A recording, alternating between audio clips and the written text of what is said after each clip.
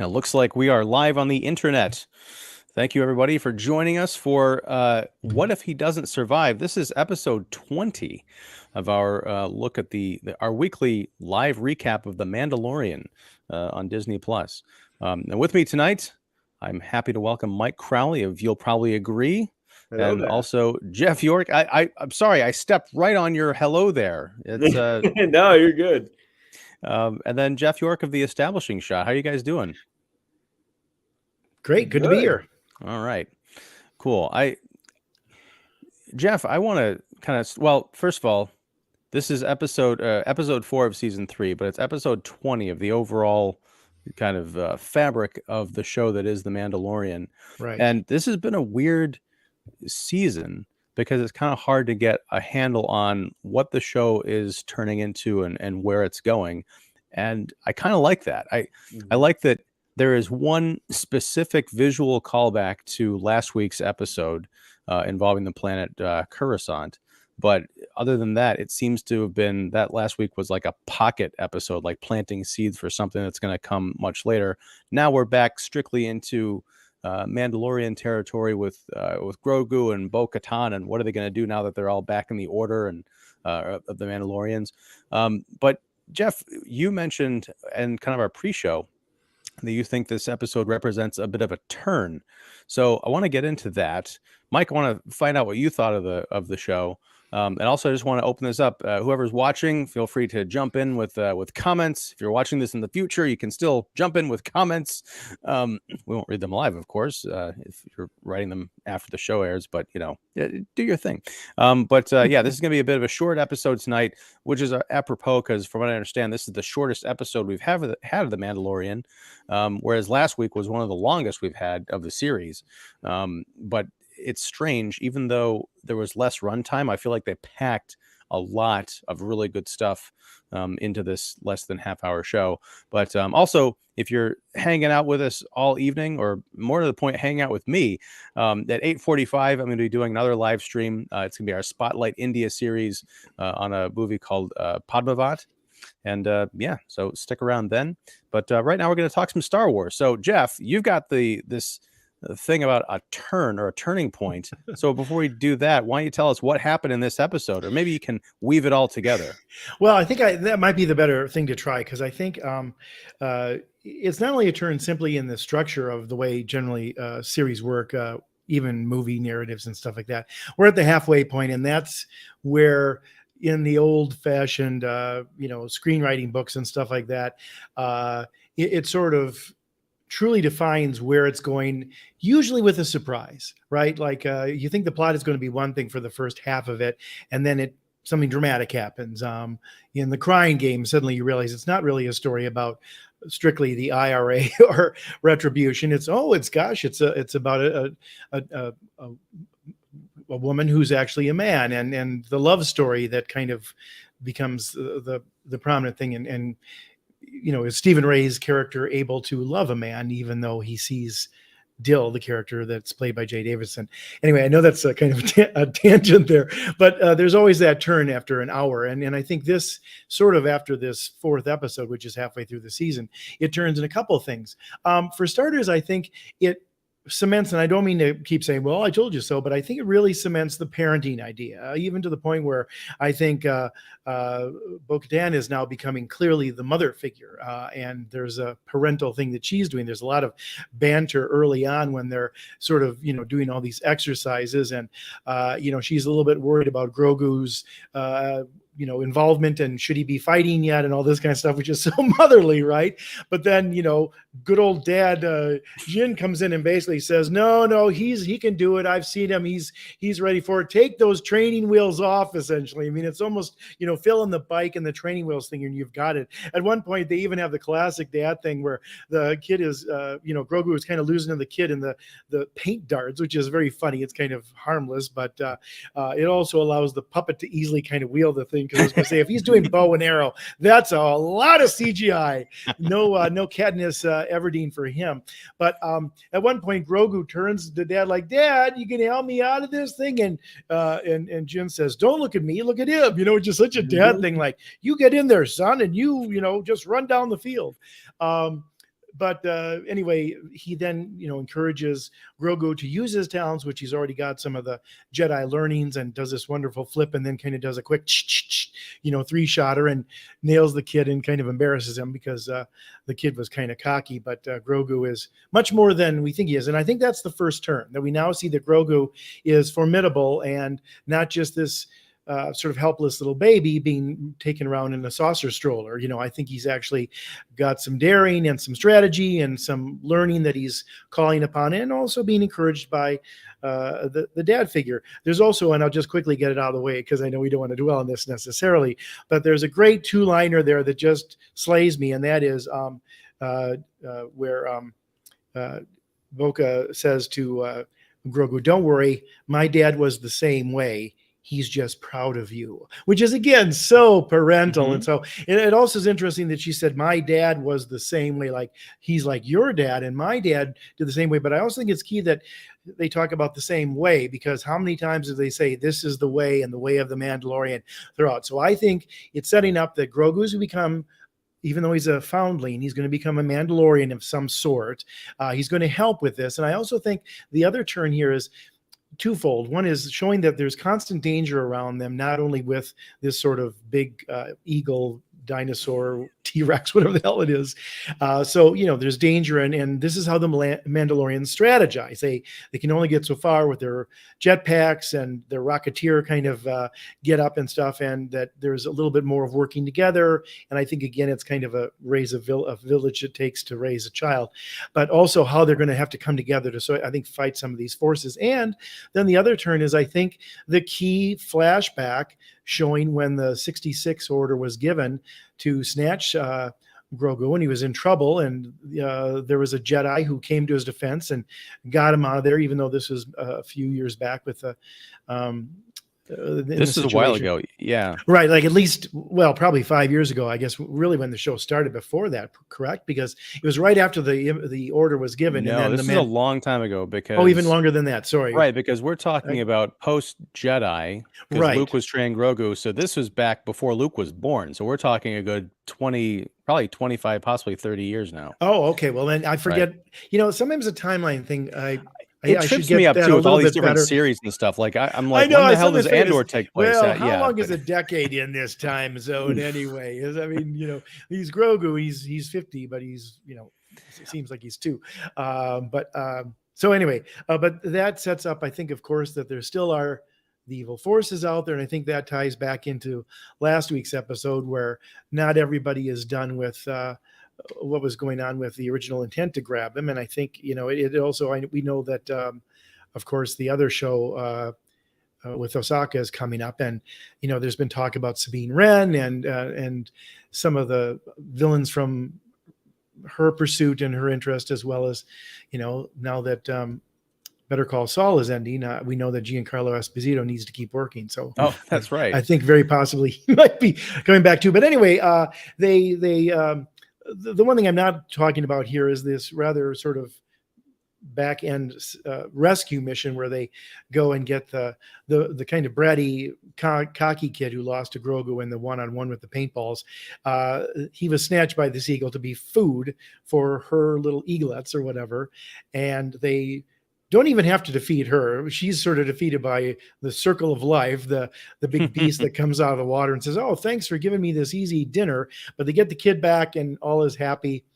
But I thought the biggest surprise of it, and kind of, again, the parenting thing, just always sort of being sort of in the forefront, if not right next to the main plot, is they rescue those eaglets and bring them down to where they're all. It's like, what the hell are they going to do with those things? But they're going to have to feed them and take care of them. Do they help turn them into, something that they can use? It reminded me a touch of Game of Thrones in a way, with Dany and the 3 little baby dinosaurs. In a way. I've seen exactly 20 minutes of Game of Thrones, so your reference is lost on me. Sir. I'm sorry about that. I've seen one episode of that show. Oh, well, for those of you who don't know, one of the main characters survives this fire and saves these dinosaur eggs, and then sort of becomes their mother, as any kind of parental pet does. And then they grow up to sort of do her bidding for her claim on the throne.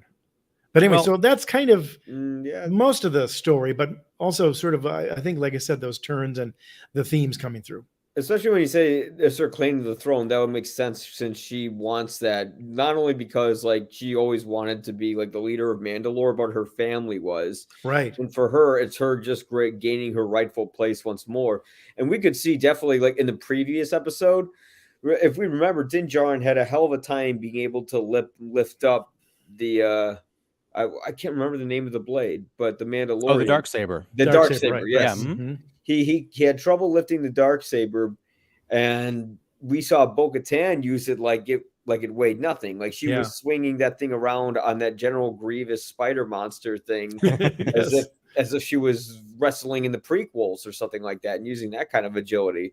So I think what's gonna happen is they're gonna be trying to defend their lives, and either they're gonna be unified together, the Mandalorians, or they're gonna do what they've always done and end up destroying each other, because the Mandalorians did try to be a pacifist state during the prequels, but that didn't work out very well, thanks to Darth Maul getting involved with that and all that other stuff, but also because they have a lot of people in there who cling to their Mandalorianism as a religion, and that religion happens to also incite a ton of violence. So there's a whole lot of biblical things probably going on with the Mandalorians as well. But yeah, I am liking how we don't know where this is going, because it would be interesting to kind of feel like, because there's sort of a finality at this episode.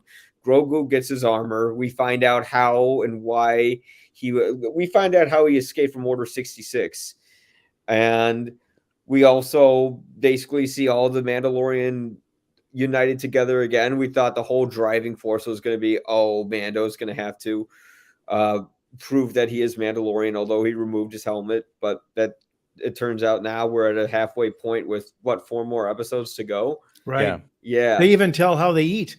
They right. go away in secret and take off that helmet and just, I'm eating now, but nobody can see me, so I'm not cheating. Someone had to go to the like a bad diet or something. Someone like eating a big rib, like I'm not really eating the McRib if nobody sees me. Yeah. Well, that deals with real life shame, but no. My question is: this is the way. I'm just kidding. I love the McRib. No, and it's apparently gone. I don't know. Last time was the big hurrah, but no. I was wondering about that whole campfire scene. About I think Bo-Katan got to stay by the fire. She was designated, or she'd won the right to sit and eat in peace while everyone else had to go off and take off their masks. Right. Do they have like a signal or something like, hey, is it safe to come back? Are you have your helmet on? Are you decent? It's like when you go away in the woods and you try to find a good leaf, and there's it just takes on this weird kind of, but see, even there's this kind of communal thing. Like, I think they're kind of forcing the Mandalorians to be less sort of loners and a little bit, even the rescue of the boy is kind of a group effort, and everybody kind of does a little bit of their part. So maybe they're growing and maturing, or becoming more than just sort of bad asses for hire or whatever.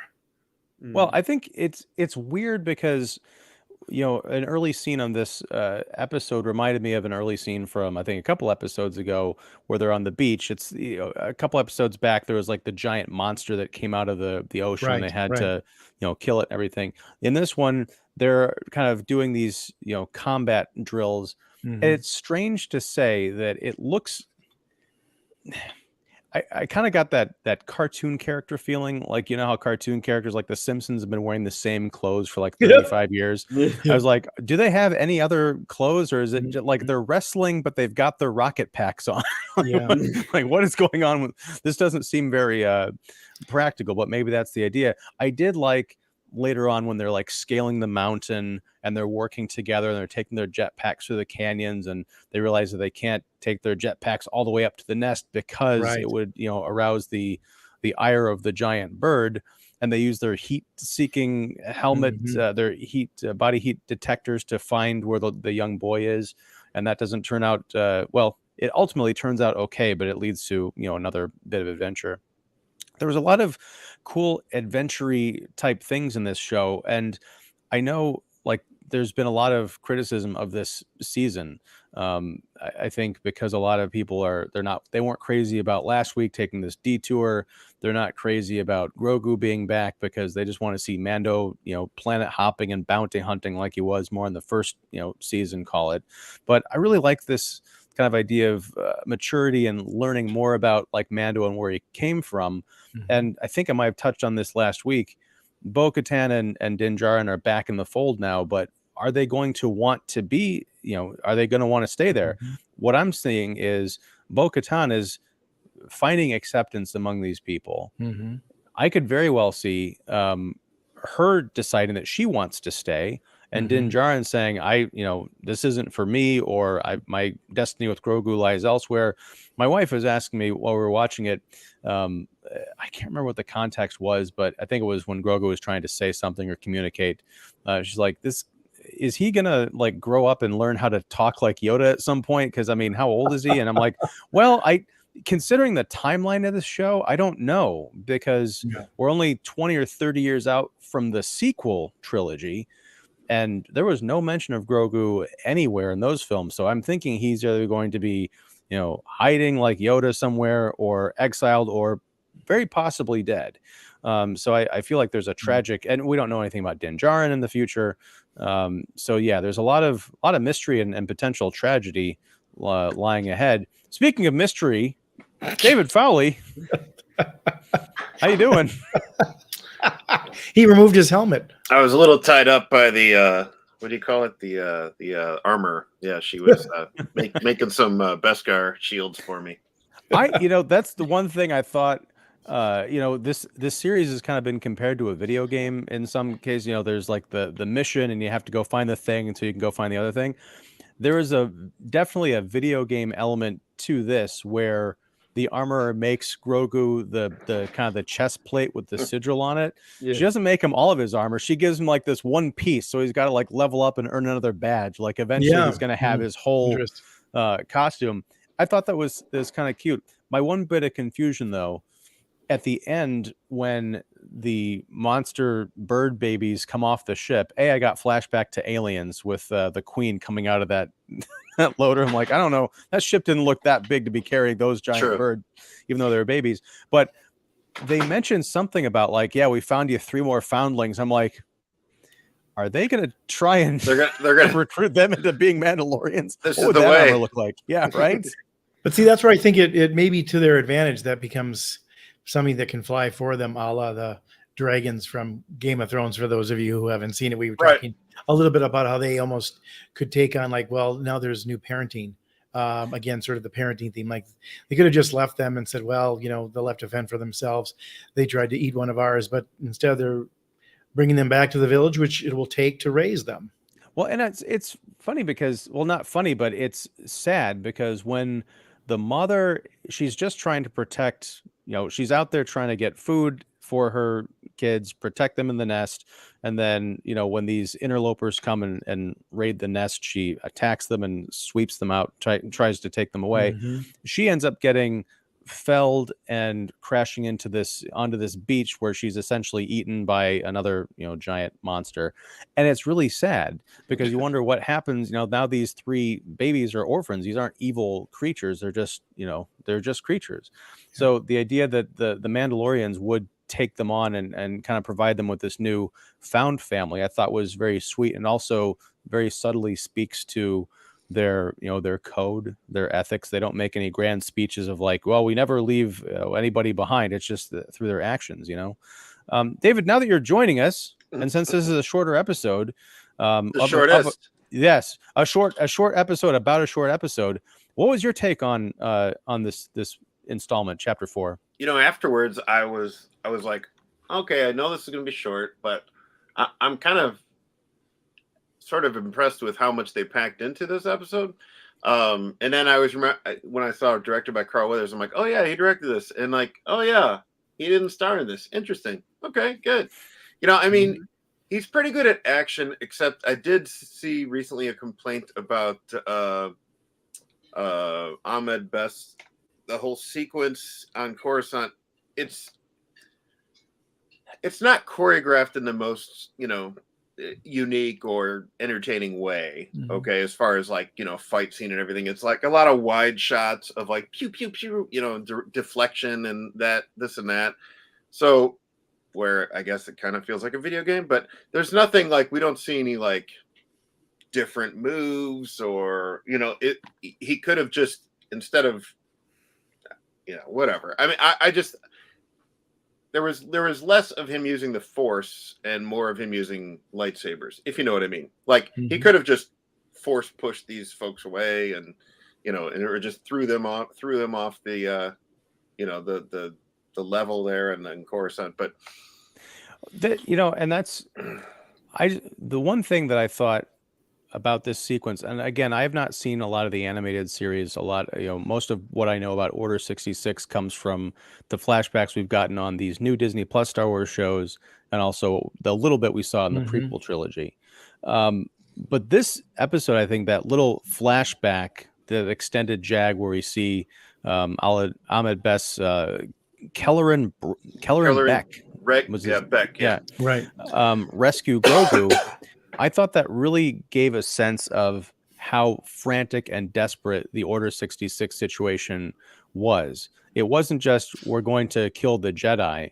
We got a bit of that in Revenge of the Sith. This was, we're going to kill the Jedi. We're going to send our troops after them. And if they escape, we're going to send ships after them. If they try and go out of orbit, we've got more ships waiting for them. Like, this was unrelenting pursuit. And to your point, David, I'm wondering if he was, you know, just in that moment of having all of these forces after him, because it's a desperate chase. Maybe he was like, I've got my lightsaber, I can't concentrate enough to use the Force, right? You know, because it's a fair question to ask about, you know, anything in Order 66. Like, how did a bunch of clone troopers get the jump on, you know, the galaxy's best Jedi?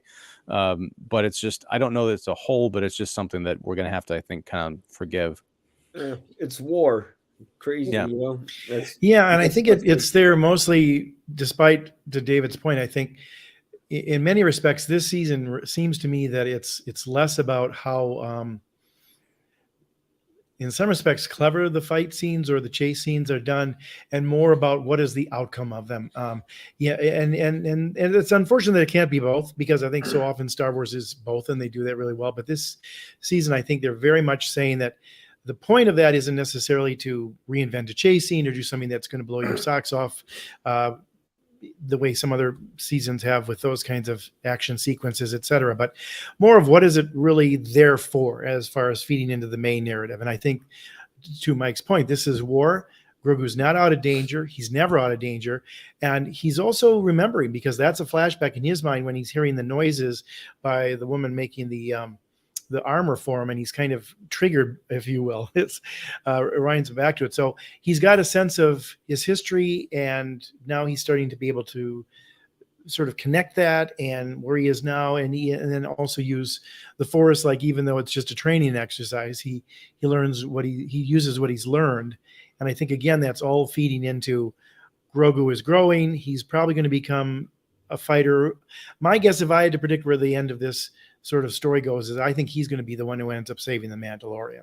I think the Mandalorian will keep saving him over and over again until maybe in the climax of the final episode, he may save the Mandalorian back. Or, you know, I think there's also, we were talking earlier, David, I don't know if you heard it, but I think this is clearly setting up Boca as sort of a mom figure too, especially on the beach when she's playing mom and sort of like doesn't want the kid to get in trouble, and the dad is like, no, we can take the training wheels off, he knows how to play. You know, here's a question, because her name came up earlier in the show. Ahsoka Tano, I know she's got her own series coming out, but where is she during the sequel trilogy? Do we know what happened? That's what the show's going to tell us. Well, no, I wouldn't be surprised if there's a little bit of weaving in with this, because you know, well, the sequel trilogy, my guess is it'll set her up in her show. Well, in her show, I don't know. Do we know what timeline that takes place? Like, where in the Star Wars canon that is? I think season 1 of Mandalorian takes place 5 years after Jedi, or 10? Right, but I guess and then the sequel, Force Awakens, takes place like 30 years or 20 years after 30 years after Jedi. Right. I guess my question is the Ahsoka show going to take place contemporary with Mandalorian, or is it going to be like before she hooked up with him, or is it going to be like what was she doing in the years leading up to? I just wondering if it's going to be something like what we've seen, or it's going to be a different timeline. Because based on this conversation, I'm getting these weird Wild Bunch vibes. Like the end of the Mandalorian or one of these shows could be Grogu, Din Djarin, Bo-Katan, and Ahsoka Tano just like going out in a blaze of glory, trying to bring down, the First Order or whatever, and just like dying, like going out in a blaze of glory. That's why we never hear or see of them again in any of the other movies that came after. Or maybe they retire like in Unforgiven. We'll throw in another Western. Never to be heard from again. They're out raising pigs somewhere, having a good old time as a family. I don't think Disney would ever kill Baby Yoda or / Grogu. Like, that's too much of a moneymaker for them. Well, not if the show is going off the air. I mean, they have Darth Vader action figures. He died 40 years ago. I mean, they keep bringing them back. That's the thing is, nobody ever dies in any of these series or shows anymore. Yeah, you can cut them in half. They'll be fine. Alternate universes. You can stab them through the gut and doesn't matter. This episode made me wonder, like, okay, how long is Grogu going to be cute? And at what point is he going to talk? Because we know that his species talks, Yoda, Yaddle, okay, and he's not going to get that much bigger, but look, right now, he looks like he still moves and jumps around like a little toy, okay? Mm-hmm. So at what point is he going to be like we saw, Groot go from a giant tree creature cut down to a wee size, grow back up into a teenager, and those were all different looking and different attitudes. Mm-hmm. So are we going to actually kind of, I mean, look, he's going to stay this cute as long as possible, right? Yeah. Can you see this guy as a teenager? Well, and then we were kind of talking about that earlier. Given what the timeline's dealing with, David, you mentioned that there's like 30 years between what we're seeing now and the sequel trilogy. So, and Grogu is like, we've established he's like 100 or 120 or something. I thought someone at some point had said his age.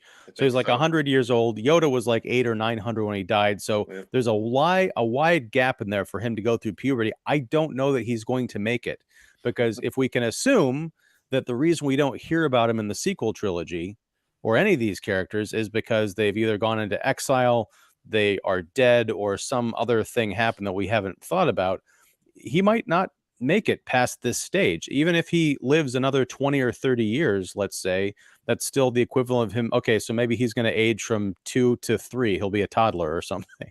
Or yeah, it's a little confusing. I mean, I think this episode did give me a little bit of what I wanted, not really complained about last time, but what I mentioned is like, what does this cult do? And it opened up with all this little exercise, and they're shooting at water and all this stuff and whatever. But, it made me think, okay, I know in the comics, there were some Mandalorians who were Force sensitive, and even there was a Jedi who became a Mandalorian. So I guess what I'm getting at is how does this young guy who is still new to the Force and is still learning, is there going to be some kind of a balance where he's going to be incorporating what he's learning? I mean, come on. Do any of us believe he's going to be a Mandalorian? I mean, there's no way they're going to fit a dorky helmet on him with the ears poking out. I mean, it's just not going to happen. That would look really stupid. Maybe they'll tie his ears back or something so they can. Gosh. Yeah. He'll have some like special Beskar armor. But there's no way anybody's going to know this is. I'm not sure if that's the key to this. I think the key to this is, his maturation point, whether he gets to be a teenage Grogu, I don't think that's going to happen here. If they do subsequent seasons, perhaps. I think here he's just going to be preternaturally Force imbued, even though he looks as cute as your toy. And that will be the surprise of it, is that he is actually a much more sort of gifted child, if you will. And again, the years are very different here in how long Yoda was what, 400 years old or whatever the hell he was. He was like 8 or 9. Yeah, I think, so it's going to take a while to I think get to that part of him probably. But I think at the same point, it's setting up, to me, the very strong themes here are they're not out of danger. The Mandalorians have to take more of an investment in what they're doing beyond just these sort of gunslinger modes, if you will. It's very much a Western, to your point, Ian. I think it is. Yeah. While I don't think it's necessarily going to be the Wild Bunch or Unforgiven, I think this is a little bit of Silverado. Maybe so. Actually, that's a pretty good analogy where they all kind of have to work together to take out how many people and various forces that are coming at them, which is also kind of a collective. So what I also like about this too is they know their limitations. They don't have all the skills of the Jedi. They don't have all the firepower. They don't have even the machines that can. Well, they've got some disrupt firepower. Well, they do, but I mean, not some of the flamethrowers, the big shit that they normally would see in a Star Wars movie. It seems a little provincial. Well, what I was kind of getting at was they had, I can never remember the big dude with the gun. Paz Vega. No, but when they're scaling that bear, he's got the Gatling gun on his back. Yeah. Yes, right. he brought that with him. And he wasn't even using his rocket pack. Did you guys feel like during that, a couple of things during that climbing scene, did you feel like, okay, they clearly filmed this on the ground and they just tilted the camera? Yeah, because there's no way. That's how they did the climbing in THX 738 at the ending. That's how they did the climbing in Batman. I was going to say going up the building in Batman. Yeah. It didn't occur to me. I thought it looked really good.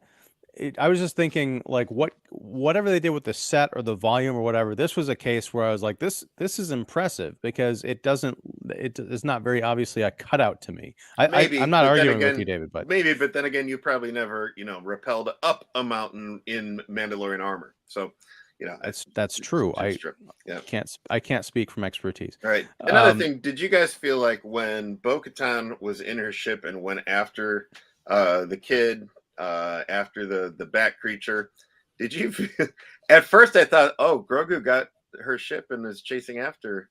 I thought Grogu got in the ship. But... Oh no, I don't think I'd put that together. Yeah. No, I thought it was Bo. Yeah. No, it was. It was indeed, but I thought like, okay, maybe because Grogu basically piloted the Din's ship, maybe that's right. He got a taste for it. Yeah. It's funny. Yeah. I think through the editing, it kind of feels that way. Sometimes the show can feel a bit choppy. In fact, like when they're going to that flashback, I just love the flashback because as a Clone Wars fan myself, I liked it. But dang, some of those white flashes, I'm like, ooh, that doesn't look good. By the way, since we're handing, go ahead, Ian, I'm sorry. I was going to say this is something because I know we've seen versions of the Order 66 scene before in other episodes, but this is the first time I really noticed that Grogu looks younger in those flashbacks than he does. It's like a different puppet. I liked that attention to detail. Like we think he looks small now. He looked like a baby in that scene. But yeah, Jeff, what'd you want to say?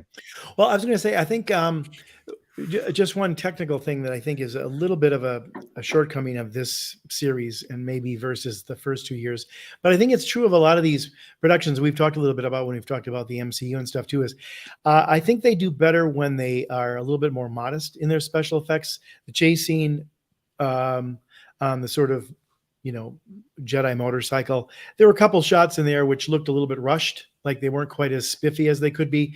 Some of the stuff here, the one thing I think is funny, and David, I've started thinking about this when you were mentioned 2 episodes back. I think about how the post-credit sequences with those paintings often are better looking than the actual scenes. I kept thinking, I wish that Jon Favreau et al. Would spend a little more time on the lighting in post. Yes. Because the lighting on the beach scene where they're doing all the fighting is so flat. I thought it was a Columbo episode from Universal back in the 70s where everything was overlit. That would have been awesome. $10,000 worth of lights. Like, is there any home that has a shadow in it? Because it's all so bright. You can practically see that it's plyboard. But there was an orange tint to those scenes in the post that I thought if they just did a little bit of color correction on the lighting, and God knows they can do that. I mean, they color corrected the entire 300 movie to look desaturated and brown, so they can do anything with film. If they could just add a little more to it, it'd look a little more expensive. It looks just a touch cheap, and some of those special effects that you can see, they kind of cut a few corners just to get them done, don't help either. I mean, they probably said, we got to make these eaglets look great when they come down the ramp, and we want to look better than Starship Troopers. So that's where we're spending the dollars this episode. We're not spending it on the beach scene, other than those crabs crawling away, which, was very, he knew they weren't just rocks. The Mandalorian thought they were just rocks. Those baby dinos would have looked way better as puppets than CGI. I thought they were okay, but I mean, but to your point, Jeff, like, and it's been in the news a lot this week with the exit of Victoria Alonso, right. Disney. I know that's Marvel and everything, but it's all under the mouse house, and all the stories in recent months about the effects houses are, underpaid and overworked. So I'm not surprised that this is not necessarily peak Star Wars, but I think for what it is, for a television show, I think it looks pretty good. One question I had for the panel here. The Coruscant scene involving Ahmed Best's character, at one point there's a fly through, and we go through that kind of town, or the town square. Monument Park. Monument Park, right. We saw that last episode, with the Doctor and with Kane. Had we seen Monument Park or that mountain before in any of the other movies or anything? Because I was trying to figure out. They tackle down the Palpatine statue. Isn't that the place where if you see the special editions, when they like show the whole galaxy celebrating, it cuts a Coruscant, and there's a statue of Palpatine that gets knocked over? That wasn't near Monument Square? No. Okay. I don't know. The reason I asked was I was trying to figure out if this is the writers or the filmmakers trying to weave like a through line here, or if it's just like, oh, it's part of the Coruscant set we've been using for for 2 decades, and we're just going to use it. I feel like that's, it's purposeful because we saw it last episode, and I think it's really trying to give us a sense of this isn't just something that was, sprouted up in current Mandalorian time. When we see this flashback and Monument Park is there, this is just another aspect of Coruscant that we never really saw before, which is kind of cool because, yes, we visited Coruscant in 3 other movies, but we've never seen this section of Coruscant. I mean, it's a city planet. There's definitely a lot that we haven't seen. I think it's in a subtle way, it ties back to something Jeff had said earlier in the episode, where with this season, we are getting back to characters that we haven't really seen since season 1, which is, Dr. Pershing and the whole quest to get Grogu and turn him or grab his essence for clones or whatever the dark side wanted to do. That goes back all the way to the Clone Wars. So I think going back to Monument Park and you seeing that mountain face, that reminds us of last week's episode, which takes us back to season 1. So it's planting these seeds of this narrative to keep it or keep it fresh in our minds. I think it's really cool. I gotta go in a couple minutes, but before I do, we have a ton of comments left by one man. Sajiwa. These are going back to the very beginning of the episode, so some of these might be out of context. Is that the name of a Korean barbecue? Oh, that's right. If she was on vacation, it would be Boca Raton. That's true. No. That's true.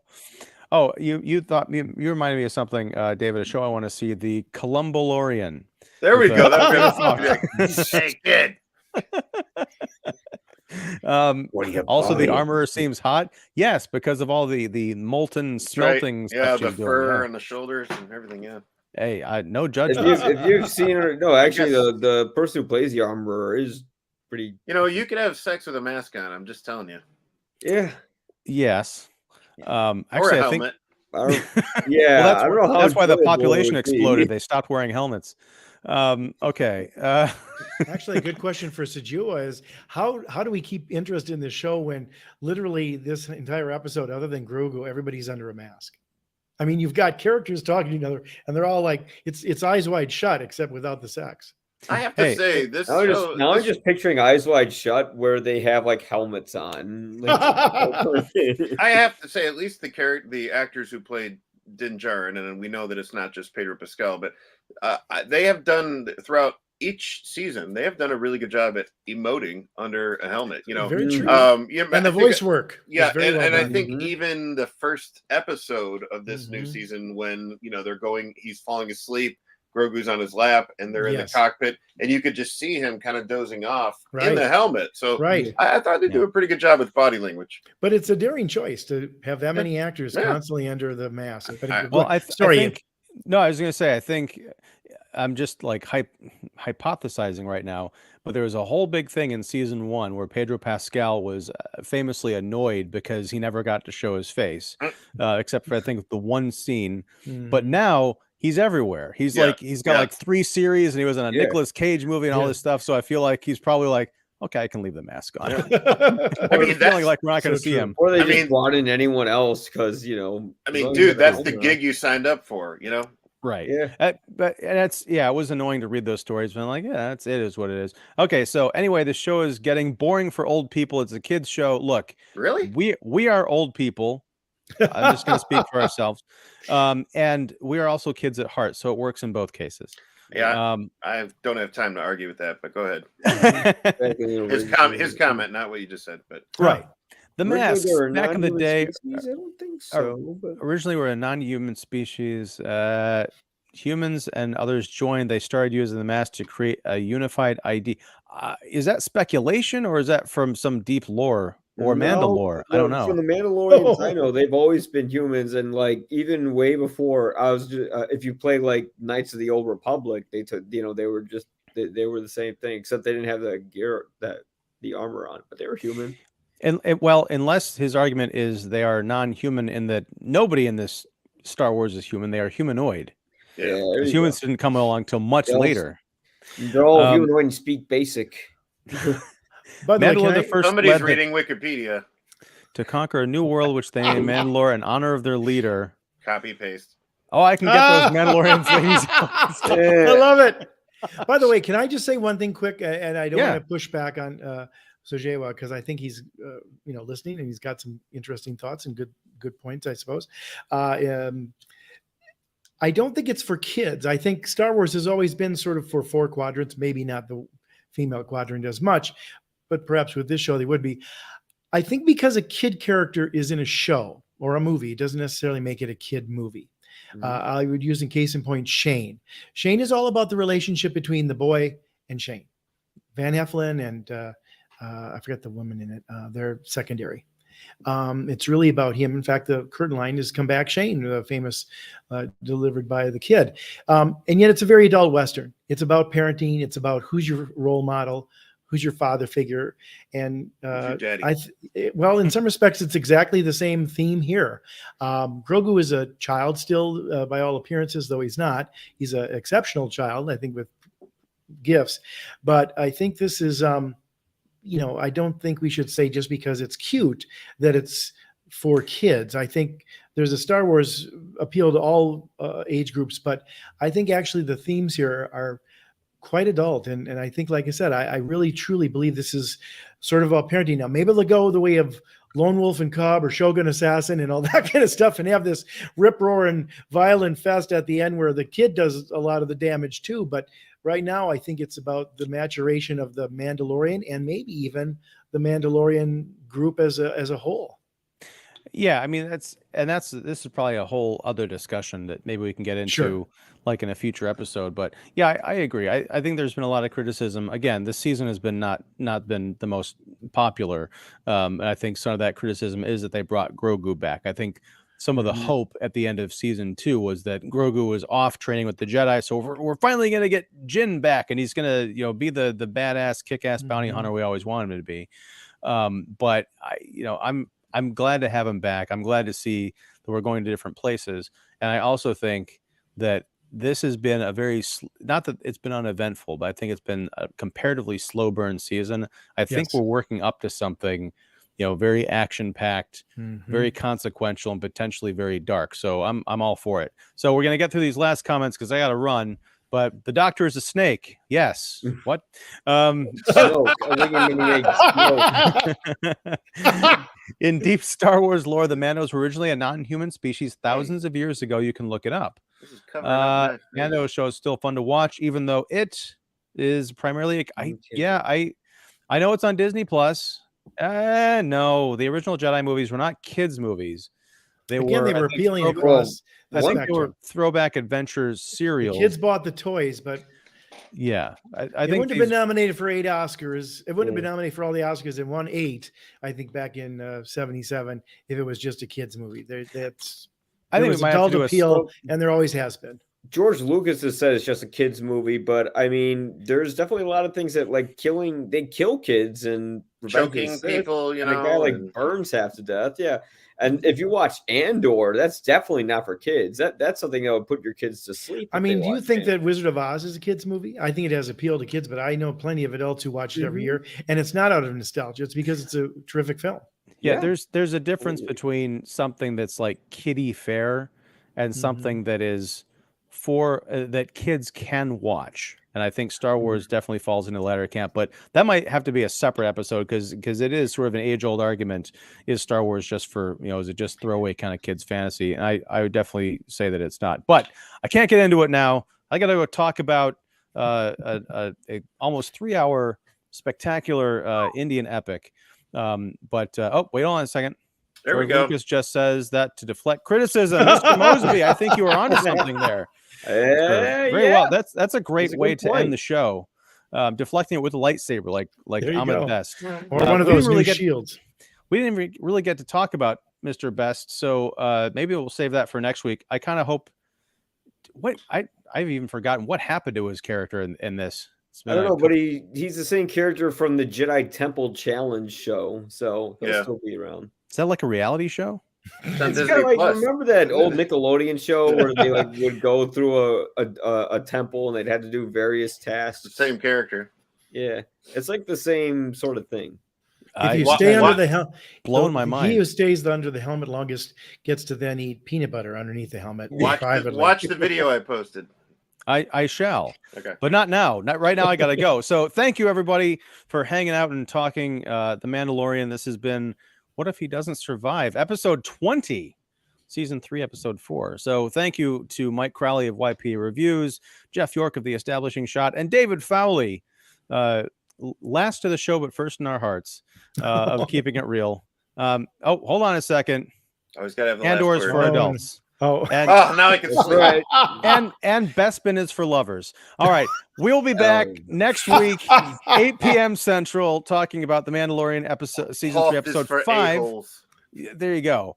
That reminds me of a Family Guy joke. Hoth. I thought they should have called it Kolth. Anyway, sorry. Great kid. Don't get penisy. Right. Yikes. But yeah, we're gonna be talking about that, and also next week it's gonna be a shorter show because we're gonna be a double feature, double live stream of John Wick 4 right after our Mando show. So join us back here live next week, and like and subscribe and follow all my talented and lovely co-hosts, and join me now over in the other live stream. Well, actually, I'm gonna take a couple of minutes to refill my coffee and use the little boys' room, but we'll be live. Or I think I'll be live. You're going to be all by in a yourself? few minutes. I believe so. But lots to talk about, and we'll see how that goes. It could be the shortest episode ever, or the longest. But yeah, take care, gang. Thank you so much, and may the Force be with you officially, and all that good stuff. This is the way. It is, although I can't end the broadcast for some reason.